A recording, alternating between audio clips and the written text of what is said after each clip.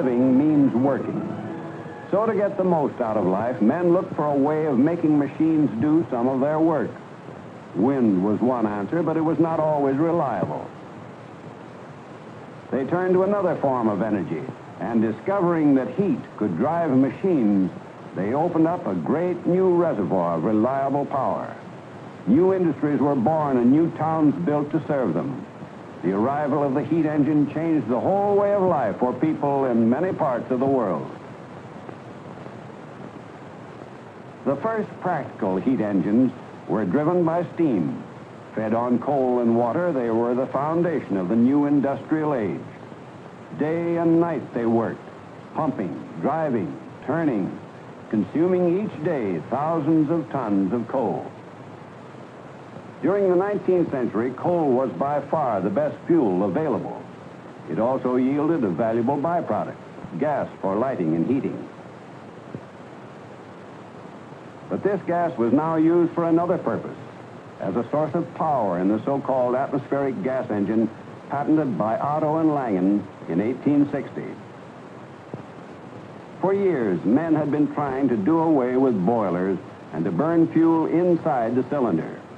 Now, coal gas made this possible. But these early internal combustion engines were temperamental, and their power output was too limited to challenge the power of the steam engine. It was not until 1877, when Otto adapted the principles of the four-stroke cycle theory of the French scientist Beau de Rocha, that a really practical internal combustion engine was built.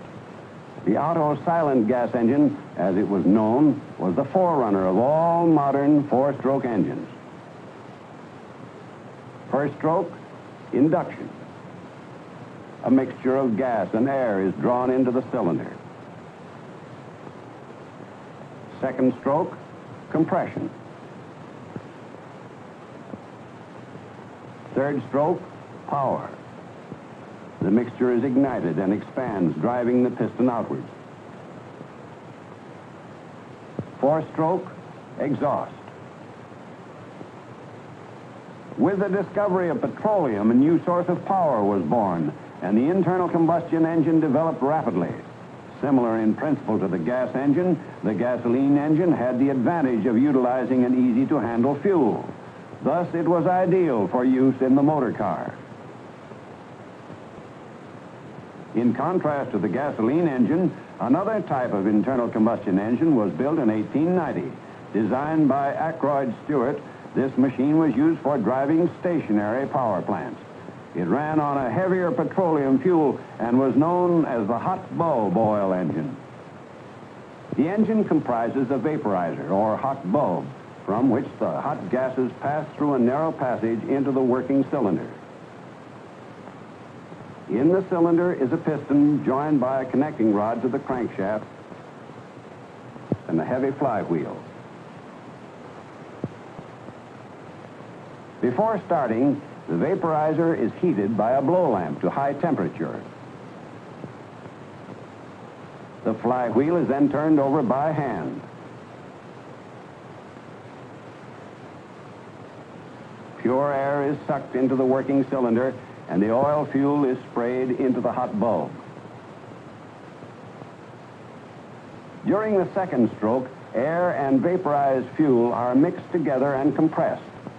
The high temperature in the vaporizer causes combustion, and the piston is forced outward by the expanding gases. Finally, the burnt gases are expelled from the cylinder. Once the engine was running, the heat retained in the hot bulb was enough to ensure combustion, and the blow lamp was no longer necessary. These simple engines could run for long periods at a constant speed, and they gained a wide reputation for reliability. The 19th century saw enormous progress in the development of heat engines of all kinds, and towards its close, there were four main types in general use. The oil engine with hot bulb vaporizer, the steam engine, which was still considered supreme for a wide variety of uses, the gas engine for stationary power plants, and the rapidly improving gasoline engine. All these engines worked on the same basic principle of turning heat into work. But in each case, the amount of heat turned into work was small. The efficiency was low. 6% for the average steam engine. 10% for the oil engine. 17% for the gas engine. And 12% for the gasoline engine. Looking at these facts, Rudolf Diesel was certain that it should be possible to build an engine with a very much higher efficiency. From the start, he was convinced of four things. He must get away from the steam engine entirely. Combustion must take place inside the cylinder. Air, not steam, must be the working medium.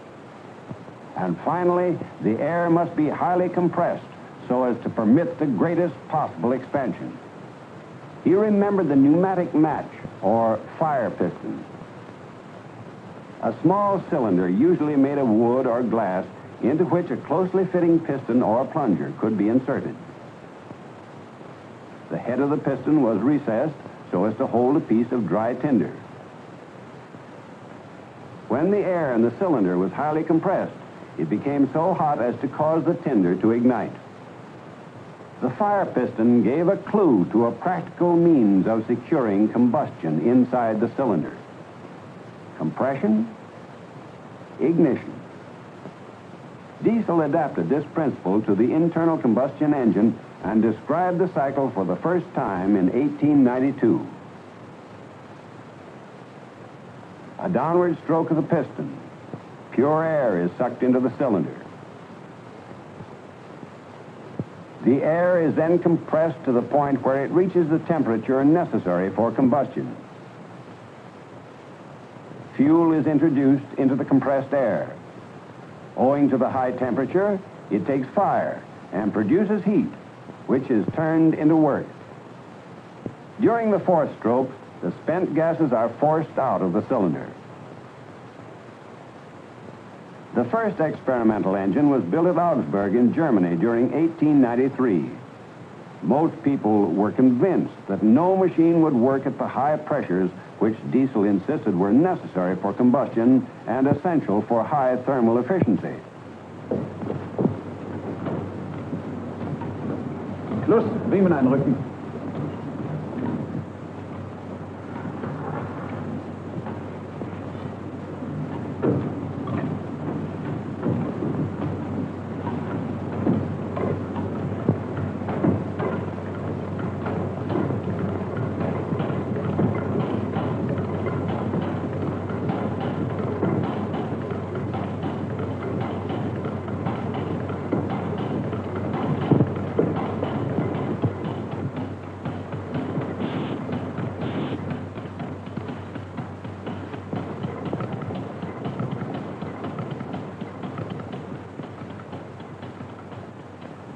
This engine never ran under its own power. One of the main problems facing Diesel arose from the high pressures inside the cylinder. An exact quantity of oil fuel had to be sprayed finely and accurately through a dense wedge of compressed air. It was found that the fuel pump by itself could not do the job effectively. So an air pump was added, which could blow the fuel into the combustion chamber. The principle was similar to that of a perfume atomizer. The method was known as air blast injection.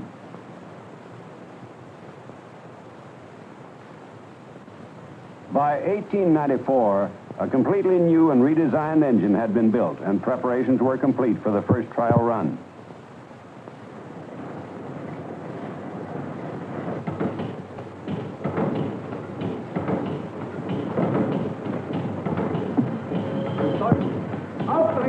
Jawohl.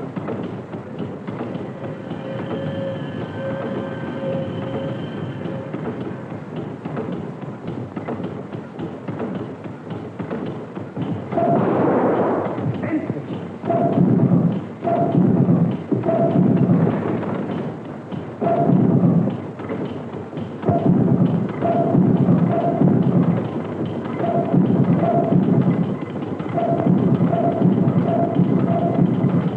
induction ignition was a practical way of securing combustion, and an engine could be made to work on this cycle. By 1897, the first reliable engine had completed its tests. Limitations in engineering methods had made some modifications necessary. Nevertheless, the engine had an efficiency of 27%, far higher than any other engine of the day.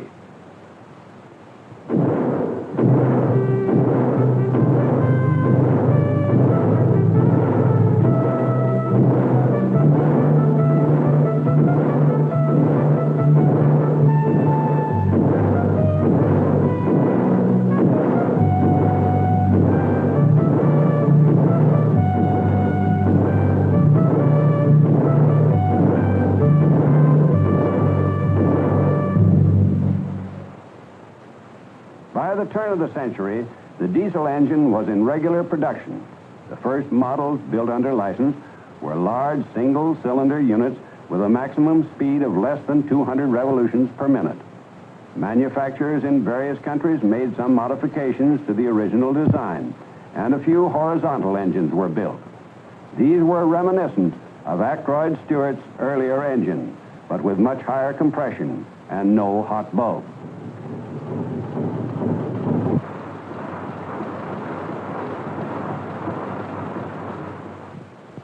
The diesel was ideal for driving electric generators. With the rapid expansion of electrical power, there was a demand for larger engines with more than one cylinder. With the development of more power, engineers soon realized that the diesel could be adapted for marine work. By 1912, the first ocean-going diesel ship had been built.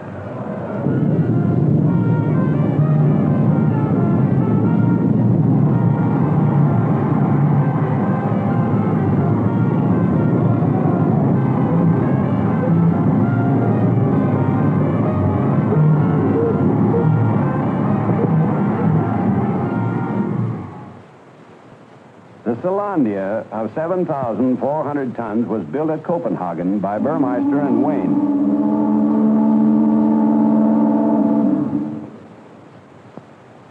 Her maiden voyage to Bangkok created a sensation in the marine world and marked the beginning of a close association between the diesel engine and the sea. Within a few years, hundreds of new vessels fitted with these engines were to be launched from shipyards all over the world. Today, one ship in every 4 is diesel-driven. The success of the marine diesel was due partly to the adoption of the two-stroke cycle for large, high-power engines. During the first stroke, the air inside the cylinder is highly compressed. Injection then takes place. Toward the end of the power stroke, the burnt gases surge from the cylinder and are replaced by the incoming charge of pure air. The first stroke is the same as the compression stroke in the 4-cycle engine.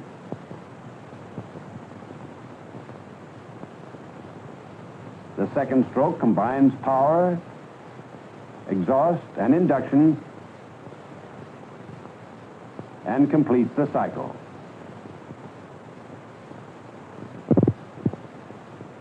The advantage of the two-stroke cycle is that it allows a working stroke for each revolution and therefore delivers more power for a given engine size.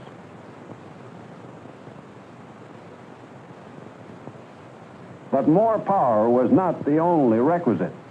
There was a demand for smaller and faster engines for certain purposes.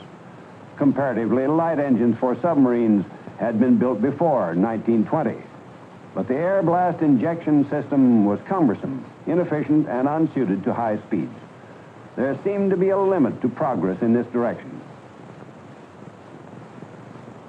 During the 20s, however, a new system of airless injection was perfected, and the air blast method was superseded. The so-called jerk-type pump meters an exact quantity of fuel which is delivered at high pressure and broken into a fine spray at the injector nozzle. The injection pulse is synchronized with the engine speed. The development of precision airless injection was a landmark in diesel history. Here at last was the opportunity to build an engine which would be light as well as powerful. 10 years of hard work and patient research were necessary before the high-speed engine could go into regular production.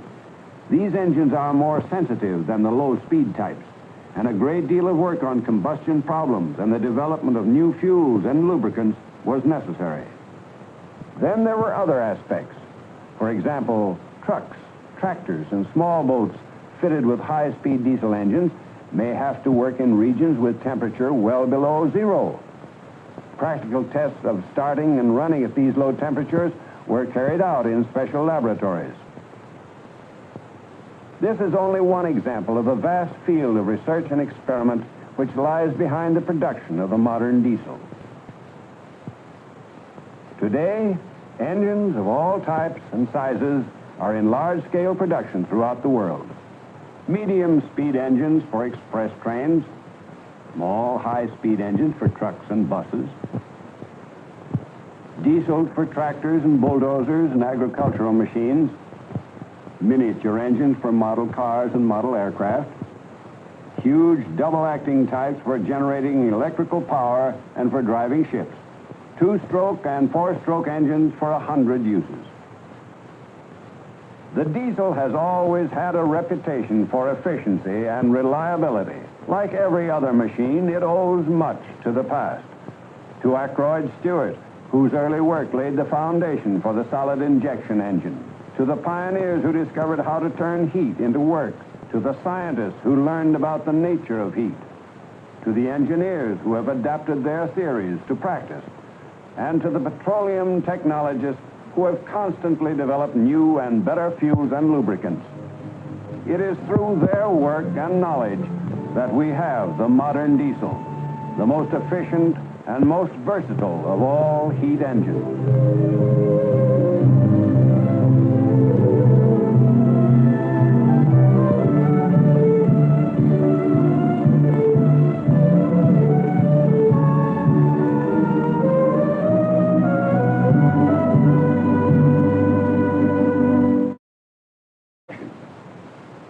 A mixture of gas and air is drawn into the cylinder.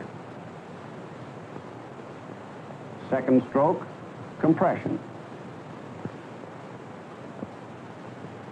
Third stroke, power. The mixture is ignited and expands, driving the piston outwards. Fourth stroke, exhaust. With the discovery of petroleum, a new source of power was born, and the internal combustion engine developed rapidly. Similar in principle to the gas engine, the gasoline engine had the advantage of utilizing an easy-to-handle fuel, steam. Fed on coal and water, they were the foundation of the new industrial age. Day and night they worked, pumping, driving, turning, consuming each day thousands of tons of coal. During the 19th century, coal was by far the best fuel available. It also yielded a valuable byproduct, gas for lighting and heating. But this gas was now used for another purpose, as a source of power in the so-called atmospheric gas engine patented by Otto and Langen in 1860. For years, men had been trying to do it. For most of us, living means working. So to get the most out of life, men looked for a way of making machines do some of their work. Wind was one answer, but it was not always reliable. They turned to another form of energy, and discovering that heat could drive machines, they opened up a great new reservoir of reliable power. New industries were born and new towns built to serve them. The arrival of the heat engine changed the whole way of life for people in many parts of the world. The first practical heat engines were driven by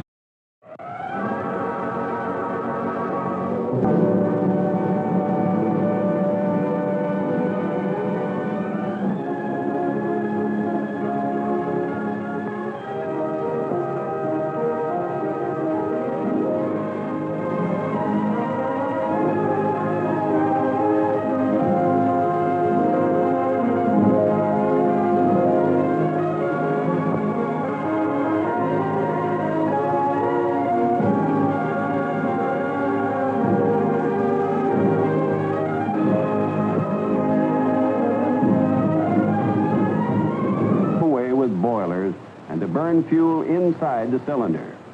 Now, coal gas made this possible. But these early internal combustion engines were temperamental, and their power output was too limited to challenge the power of the steam engine. It was not until 1877, when Otto adapted the principles of the four-stroke cycle theory of the French scientist Beau de Rocha, that a really practical internal combustion engine was built. The Otto silent gas engine, as it was known, was the forerunner of all modern four-stroke engines. First stroke, induction.